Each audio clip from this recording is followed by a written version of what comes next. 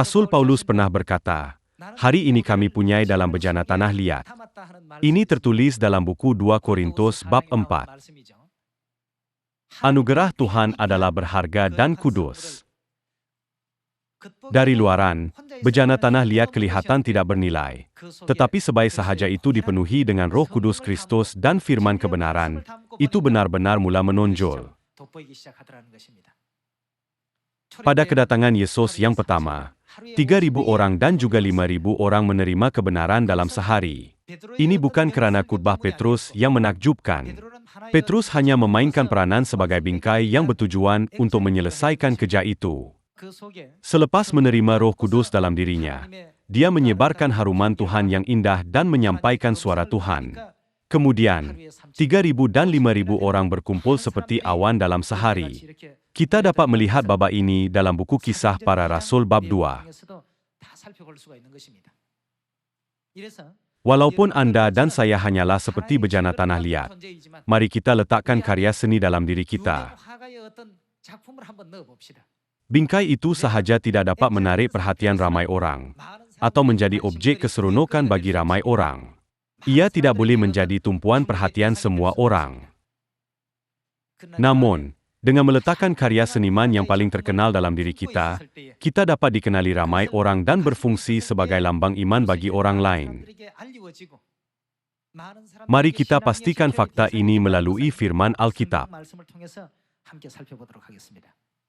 Mari kita lihat buku Kisah Para Rasul bab 2 ayat 1. Ketika tiba hari Pentakosta, semua orang percaya berkumpul di satu tempat. Tiba-tiba turunlah dari langit suatu bunyi seperti tiupan angin keras yang memenuhi seluruh rumah, di mana mereka duduk.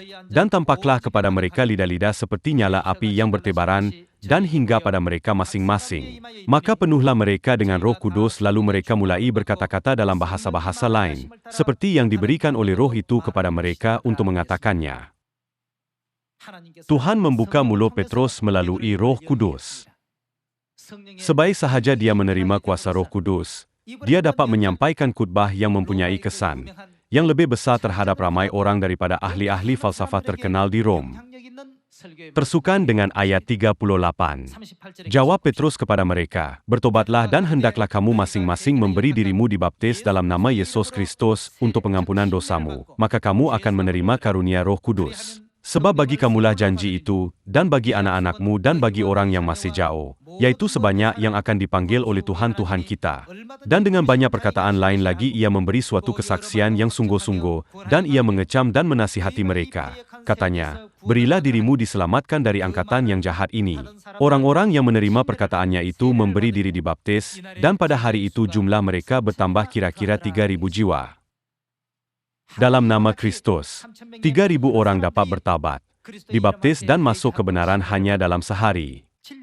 Ini boleh berlaku, bukan kerana peranan bingkai itu sendiri, tetapi kerana karya agung yang dipegang dalam bingkai itu. Dalam erti kata lain, pada hari Pentakosta, Petrus dipenuhi dengan kuasa Roh Kudus, yaitu karya seni Tuhan yang menakjubkan, memberitakan firman Tuhan kepada roh-roh yang susah hati yang haus akan kebenaran, dan membimbing 3.000 orang untuk bertaubat pada hari itu juga. Marilah sambung. Ayat 42. Mereka bertekun dalam pengajaran rasul-rasul dan dalam persekutuan, dan mereka selalu berkumpul untuk memecahkan roti dan berdoa. Maka ketakutanlah mereka semua, sedang rasul-rasul itu mengadakan banyak mujizat dan tanda. Dan semua orang yang telah menjadi percaya tetap bersatu, dan segala kepunyaan mereka adalah kepunyaan bersama. Dan selalu ada dari mereka yang menjual harta miliknya, lalu membagi-bagikannya kepada semua orang sesuai dengan keperluan masing-masing. Dengan bertekun dan dengan sehati mereka berkumpul tiap-tiap hari dalam bait Tuhan. Mereka memecahkan roti di rumah masing-masing secara bergilir dan makan bersama-sama dengan gembira dan dengan tulus hati, sambil memuji Tuhan. Dan mereka disukai semua orang. Dan tiap-tiap hari Tuhan menambah jumlah mereka dengan orang yang diselamatkan. Adakah orang datang ke pameran seni untuk melihat bingkai itu? Tidak.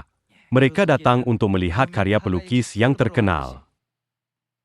Begitu juga, jika kita bekerja untuk Injil atau menjalani kehidupan iman tanpa Roh Kudus di dalam kita, kita tidak akan memberikan apa-apa yang patut ditunjukkan kepada sesiapapun, yaitu kenikmatan rohani.